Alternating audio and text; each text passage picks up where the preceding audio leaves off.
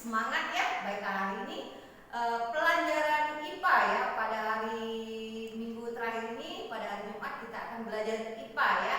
Adapun materi hari ini kita akan belajar organ peredaran darah manusia yang sudah sebenarnya kita pelajari di tematik ya. Tapi pada pembelajaran IPA kita ulangi kembali agar lebih memahami ya.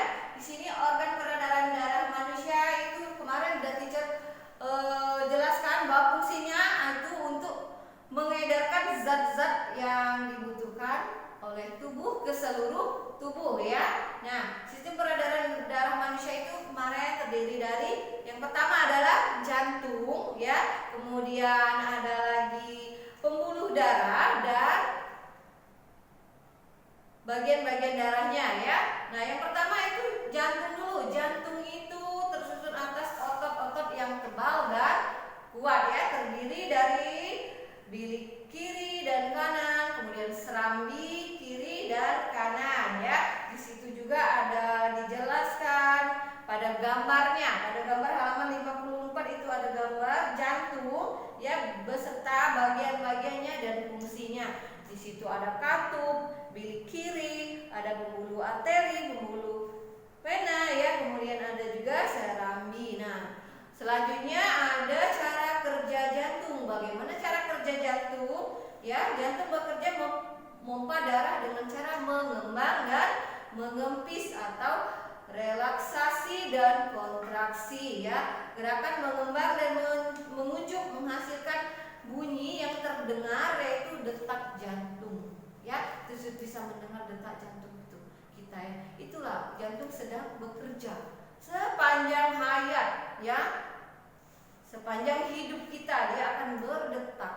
Jadi bayangkanlah tiada berhenti. Kita tidur, kita ngapain, mereka tetap jantungnya tetap berfungsi, memompa ya, bekerja. Nah, itu cara kerja jantung. Selanjutnya pembuluh darah. Pembuluh darah dibedakan menjadi 3. Yang pertama adalah arteri, kemudian vena dan kapiler. Ya, lihat gambarnya di situ. Ada gambar dari jantung dia ya, ada gambar arteri. Arteri, kemudian ada vena dan rongga pembuluh darah. Ya. Bisa bedain vena dan arteri. Arteri yang merah, vena yang warna biru ya. Yang pertama kita bahas arteri, membawa darah keluar jantung ya. Aliran darah di arteri lebih cepat daripada vena. Kemudian kalau vena fungsinya membawa darah menuju jantung. Kalau arteri dia keluar, kalau vena sebaliknya dia masuk. Kemudian ada juga pembuluh kapiler ya. Itu kapiler merupakan pembuluh darah yang sangat kecil dan berhubungan langsung dengan sel-sel jaringan tubuh. Jadi di situ ada 3 pembuluh darah, arteri, vena, dan kapiler ya. Selanjutnya ada darah. Ya, yang ketiga itu ada darah. Darah merupakan komponen penting dalam tubuh kita. Darah terdiri dari sel darah merah, kemudian sel darah putih, keping darah, dan plasma darah. Bisa lihat di halaman 55 gambarnya. Ya, yang mana keping darah, yang mana sel darah putih, yang mana plasma darah, yang mana juga sel darah merah. Bisa diperhatikan sel darah merah adalah yang berwarna merah ya, itu lingkaran-lingkaran merah. Ini keluar dari pembuluh darah ini ya, ini pembuluh darah tadi. Nah, ini bagian-bagian darahnya yang berwarna merah itu sel darah merah. Kemudian yang berwarna kuning itu namanya plasma darah. Kemudian sel darah putih yang agak kebiru-biruan itu namanya sel darah putih. Ya, putih biru campur warnanya. Kemudian ada keping darah. Ya, ada keping-keping darah dan juga di situ ada zat-zat makanan yang gambarnya seperti kentang itu merupakan zat-zat makanan yang ada di pembuluh darah manusia ya. Nah, yang pertama sel darah merah. Sel darah merah berperan mengangkut atau fungsinya mengangkut oksigen dan karbon dioksida ya. Sel darah merah mengandung protein berwarna merah yang disebut dengan hemoglobin ya. Hemoglobin. Selanjutnya sel darah putih berperan membunuh kuman yang masuk ke dalam tubuh kita. Jika ada kuman yang masuk, mereka yang membunuhnya ya, sel darah putih itu. Kemudian ada keping-keping darah.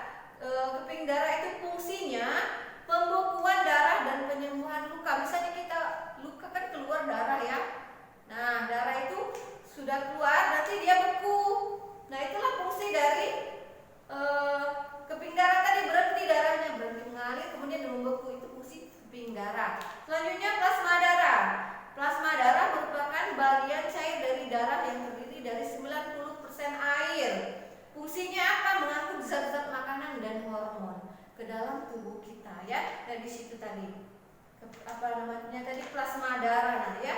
Dia bentuknya cair, 90% dia terdiri dari air, itu plasma darah. Dan selanjutnya peredaran darah manusia, sudah juga teacher jelaskan di tematik ya, bahwa peredaran darah manusia terdiri dari peredaran darah kecil dan juga peredaran darah besar. Peredaran darah kecil itu darah mengalir dari jantung ke paru-paru lalu kembali lagi ke jantung. Sebaliknya peredaran darah besar ya, darah itu mengalir dari jantung dulu, kemudian ke seluruh tubuh, lalu balik lagi ke jantung. Nah itu namanya peredaran darah besar. Kalau besar dari jantung dulu, lalu ke seluruh tubuh, kembali lagi ke jantung. Itu peredaran darah besar ya. Nah dan selanjutnya itu ada gangguan peredaran darah manusia. Kemarin juga sudah kita pelajari, contohnya hipertensi, kemudian hipotensi, ada lagi anemia ya, kemudian juga ada stroke dan leukemia. Selanjutnya cara memelihara kesehatan organ peredaran darah manusia, diantaranya beristirahat yang cukup dan teratur, kemudian berolahraga secara teratur agar peredaran darah kita berjalan dengan lancar, kemudian membiasakan makan makanan yang sehat ya, agar jantung kita itu akan sehat. Jadi makanlah makanan yang menyehatkan jantung kita. Nah itu beberapa cara memelihara kesehatan organ peredaran darah pada tubuh kita ya. Nah untuk selanjutnya itu akan ada pembelajaran organ peredaran darah hewan, kita akan pelajari pada pertemuan selanjutnya. Terima kasih untuk hari ini, selamat belajar.